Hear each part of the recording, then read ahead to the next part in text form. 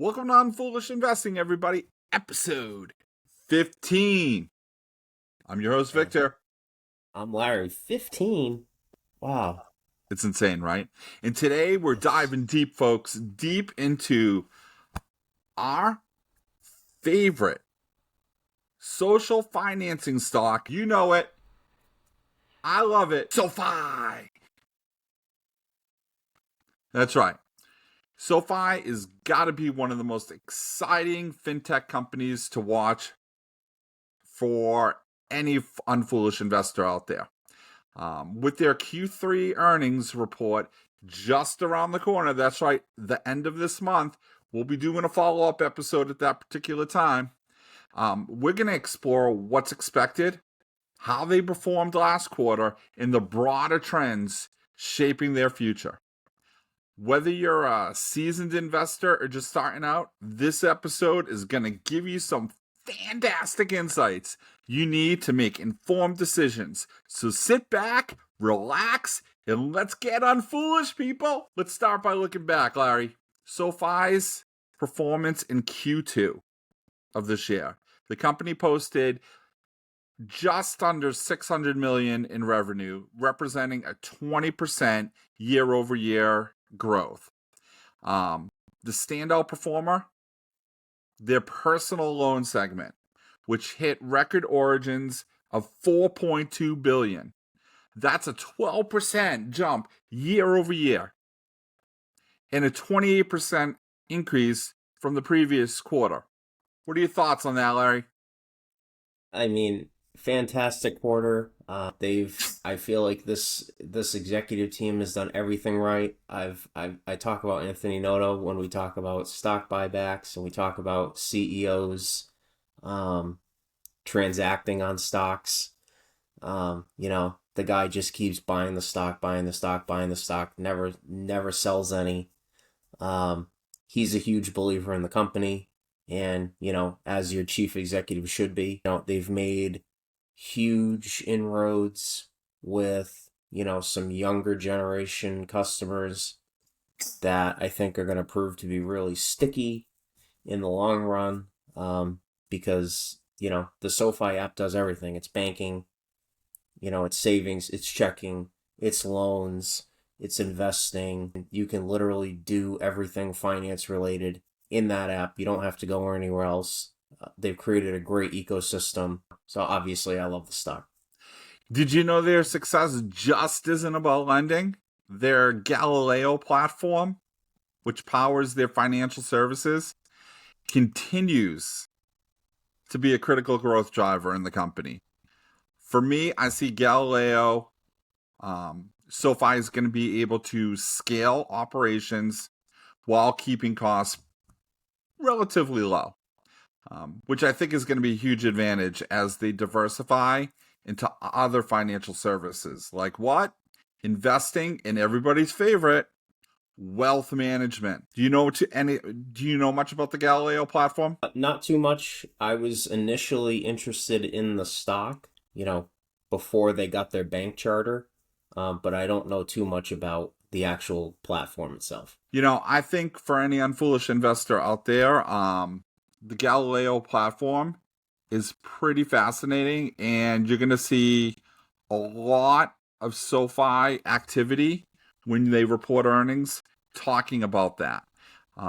Again, because when you look at it, this is how they're scaling the entire company while keeping costs relatively low. And for me, if you're telling me that you're going to be able to keep, keep costs low by offering, a powerful financial services infrastructure, something that enables the company to not only create but scale their digital banking and payment solutions, I'm right there. And I'm not sure if you're aware, but they acquired this back in 2020. It operates as a B2B service, offering back-end technology necessary for a range of fintech and financial services, API-driven infrastructure, card issuing payments, the versatility I mean, Galileo supports such a wide variety of financial services, personal loans, student loans, investment products. Where do I stop, Larry? Where do I stop? Stop me. Just keep going. You know, again, and from an IT side, and I love IT as an IT guy, scalability is so critical. And I feel like that is the platform's core strength, is its ability to scale. And I'm excited to continue to watch what this does for the company. You know, in the long term. Awkward Yeah, pause. Moving yeah, on. yeah. Sorry, I am. Obviously, if you're an unfoolish investor, you're in that buy and hold, set it and forget it, Ronco style of investing. So I mean, I've held SoFi for years. I buy it. I buy some every week, and I will probably hold this stock at this rate for decades. Because I think there's just such a long runway for growth for SoFi. I think they really have something that is different, that differentiates them from some of their competitors. Um, Yeah, and I think as they grow customers, we've talked about how sticky banking can be. So and I love that word sticky. And I love it because it's a great word to invest with. If you got a sticky business, that's an investable business 9 times out of yep, 10. totally agree. Um, Yep. I don't want to bore anybody else with the rest of the Q2 report. Let's look at the expectations for Q3, shall we? Analysts are currently forecasting a 4% share, which is a huge jump from the 1% reported last quarter, with the revenue projected to rise to $628 million. That's a 5% increase from Q2. What are your thoughts on that increase? Are you loving it or are you loving it? I'm loving it. I hope they haven't artificially set the bar too high, for the analysts. When you set a bar for the analysts and you don't quite meet it, if you had 1% and then you're forecasting 4 and you only hit 3.9, the stock's going to react negatively. But I think they can do it. And if they do, I feel like the stock could take off here, and finally get out of this, between $6 and $9, where it's kind of languished for the past couple of years.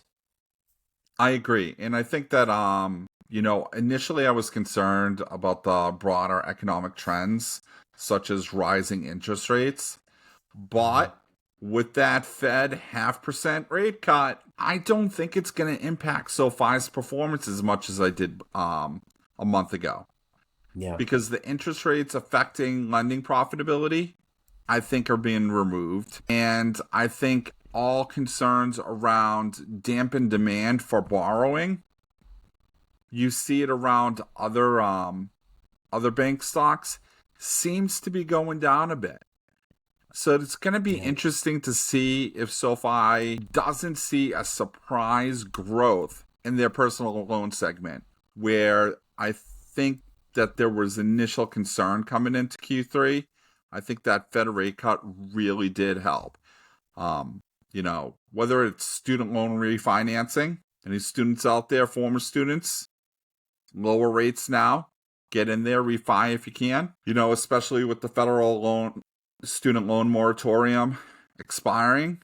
Um, Rising competition in fintech's always a concern, but I don't see it as much. I feel like the PayPals, the Squares, some of the other competitors out there, they're not really doing what SoFi is doing. Yeah, I think that's who is comprising a lot of SoFi customers, is people that have been disillusioned, I guess might be the right word, from some of those bigger fintech tech apps. Whether that's Square or Block with the Cash App, or the PayPal suite. Everything in SoFi is just so intuitive. They have SoFi Plus, which I'm sure we're going to talk about in a little bit. But SoFi Plus is a good, kind of draw for people that once they get in the ecosystem, they realize they can even earn more. They can get points. that you can actually redeem for cash to invest in. You can do other stuff with it, but I think that's the best use of it personally. Raise your So hand if you're a SoFi Plus member. I am now. Recent. Yeah. Well, welcome to the club, Larry. Welcome to the club. Thank you. It's an honor and a privilege. It truly is. And I think that from what I understand, Robinhood seems to be trying to pivot Yeah. more and more into the SoFi world because they're seeing what they're doing. I don't see SoFi um, getting as big as a JP Morgan anytime soon, but I do see them taking more and more business away from the Bank of Americas of the world as you have the youth continuing to grow up, go to college, come into careers. They're looking for a different way to bank. They're looking for a different way to invest. And I think that SoFi's social financial network gives them an ecosystem where they can pretty much comfortably do everything in one world. Yeah. Long-term outlook.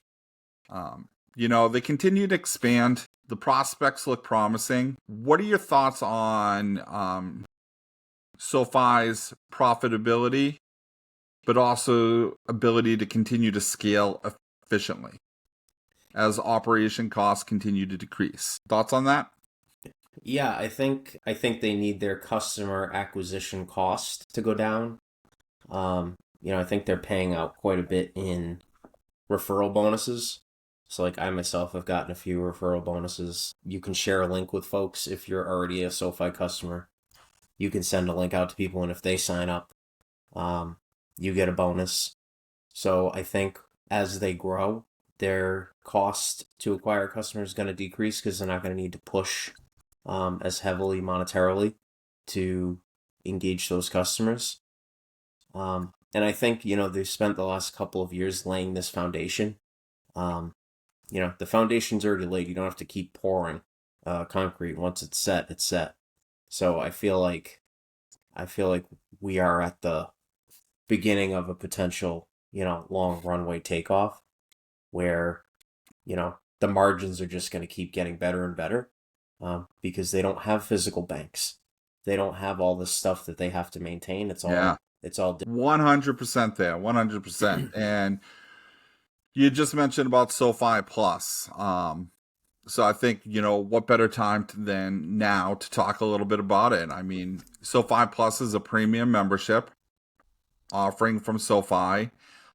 It doesn't cost any money, and it rewards customers for using multiple products within the SoFi ecosystem.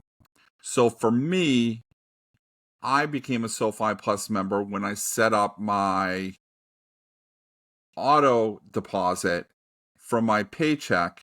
A percentage of my paycheck went into my SoFi account, activating my SoFi Plus membership because I had already had the brokerage account going.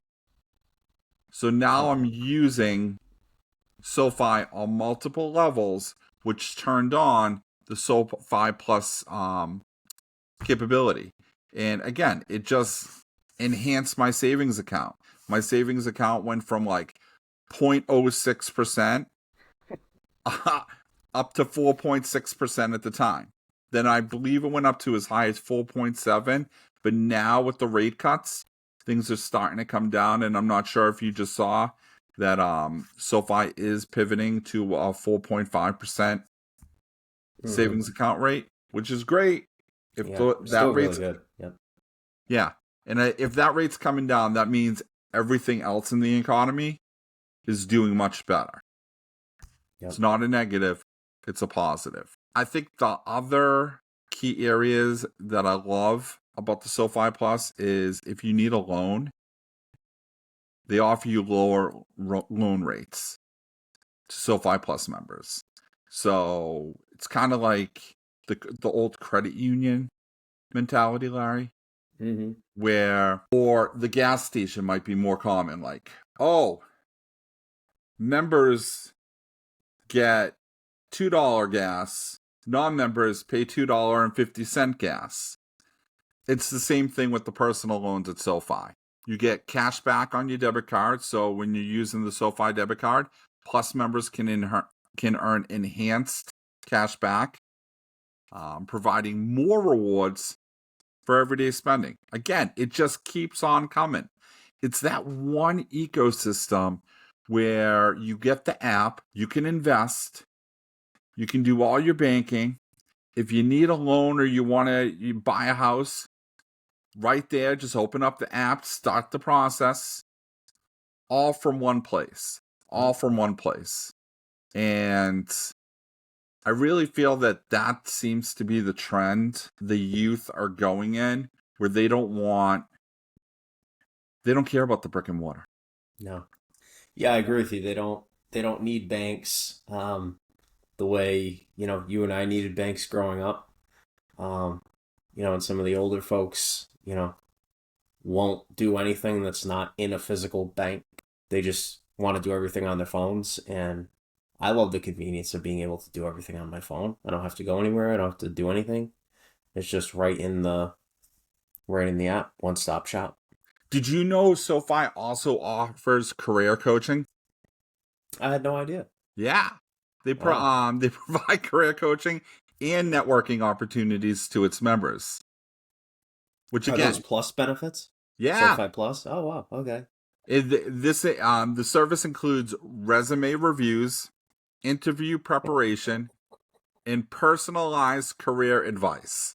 I mean, if you're trying to get in to the younger demographic that's like just coming out of school, that could be a huge benefit. I mean, to me, it's something that doesn't cost an awful lot of money Right. that pays huge dividends. I mean, especially now the resume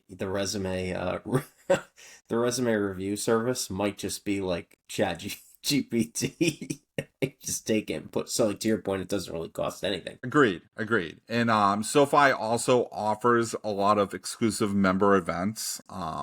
They host both in-person and virtual events for their SoFi Plus members, such as financial wellness workshops, which if you are a Plus member and you see them offering a financial wellness workshop, even if you think you're the savviest financial person, go join the workshop.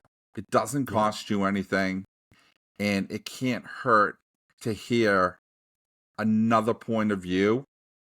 Even if you don't go that direction, it may give you, time to think and be like, huh, I may want to consider that. And again, it's free just for being a Plus member. Yeah, and it's always good to hear different perspectives too. And, that's not really just an investing lesson, that's a life lesson too. Not to get off on a tangent, but No. I mean, for me, it's like SoFi to me is that one-stop financial shop, right?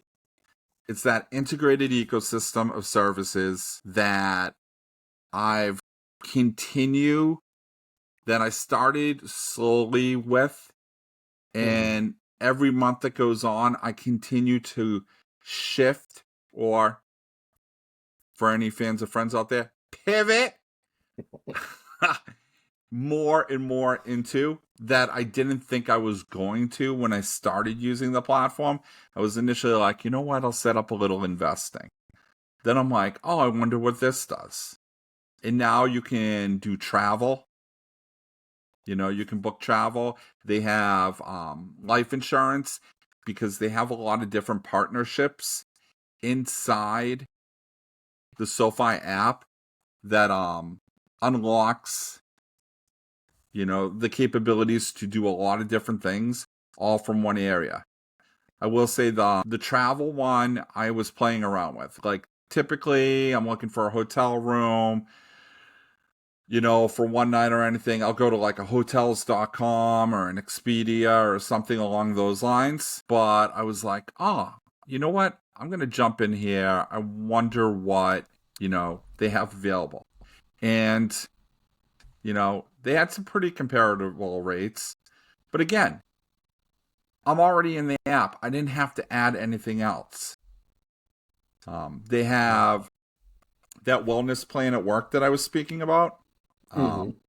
that talks about maxing out employer contributions, how to save up for college expenses. They're even willing to do a student loan health checkup with their debt navigator so that they can help you get out of that student loan debt faster and more efficient. Oh, wow.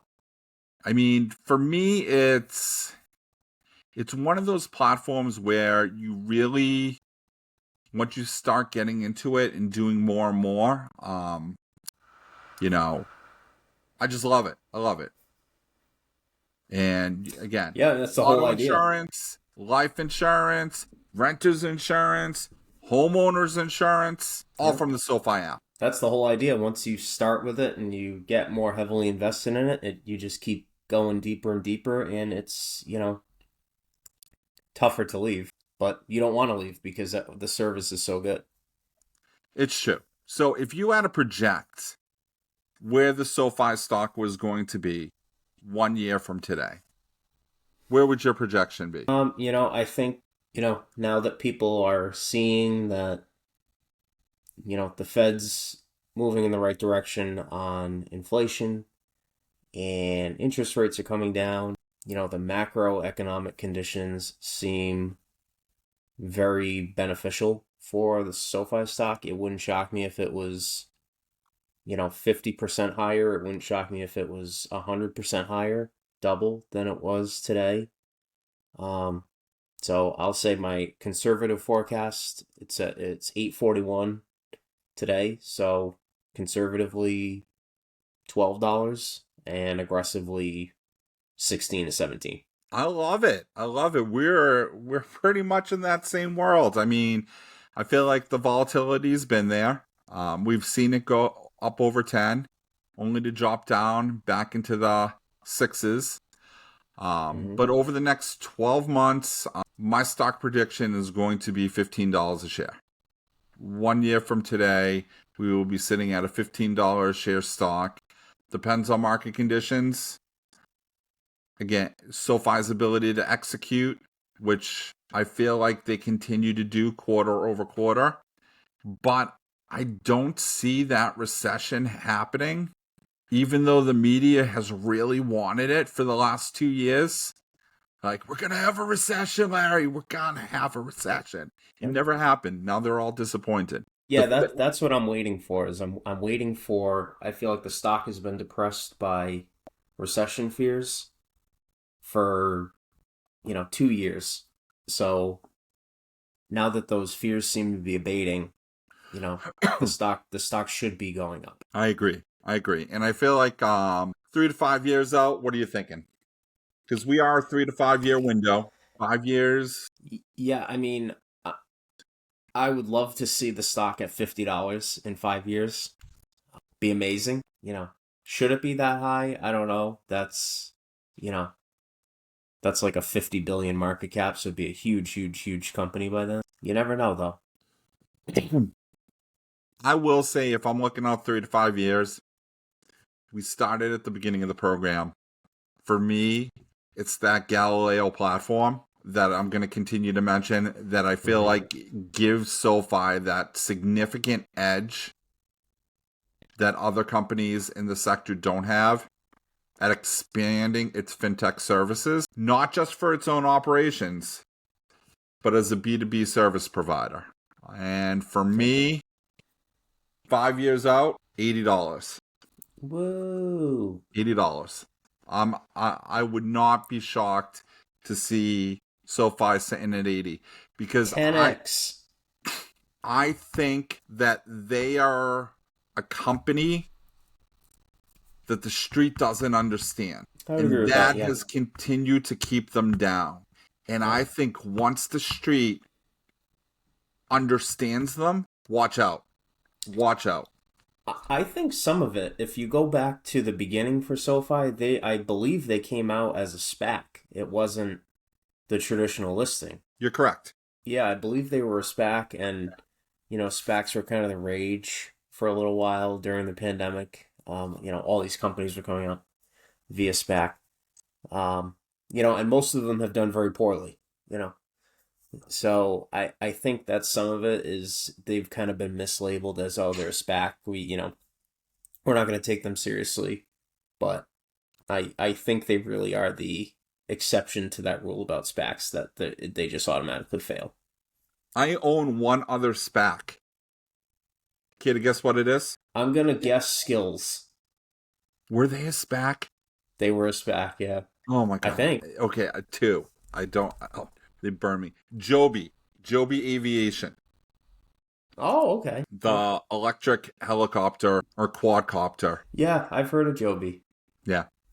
So I'm Um, down 47%. oh But wow. I mean, they've been doing well recently, so you must be holding it for a while, and it's gone way down, and it's starting to come back.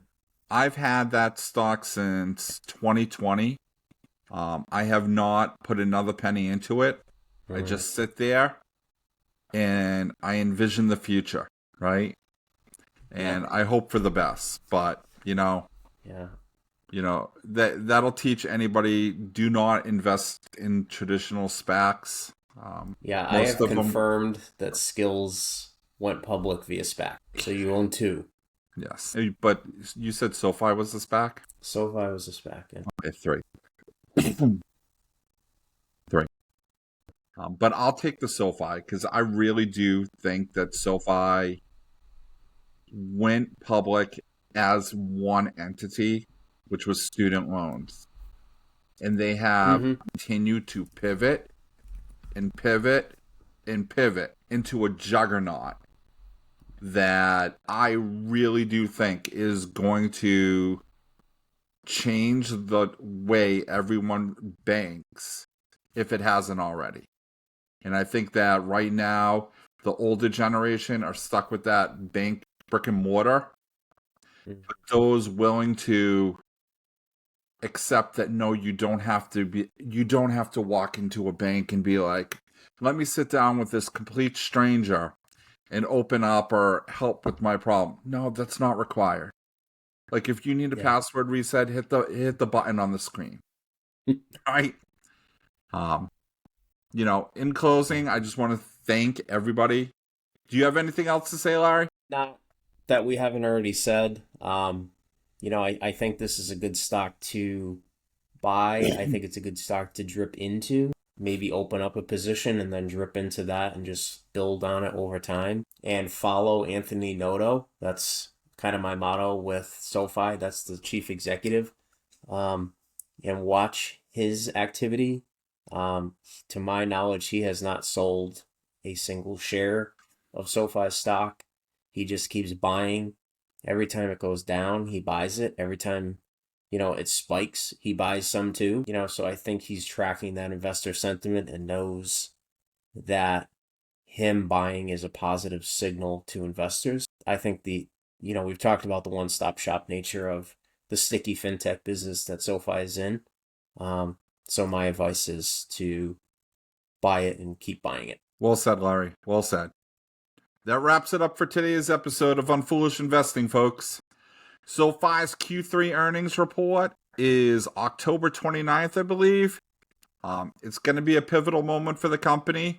We will be doing an episode on that with projections of higher revenue, increased profitability, and significant growth in student loan refinancing.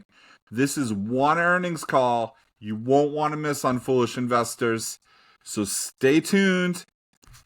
As on Foolish Investors, we stay calm and we think long term. If you enjoyed today's episode, don't forget to hit like and subscribe so you never miss out on the latest market insights. If you want to send us an email, unfoolishinvesting@gmail.com. Thanks for turning in, and I'll see you next time on Unfoolish Investing.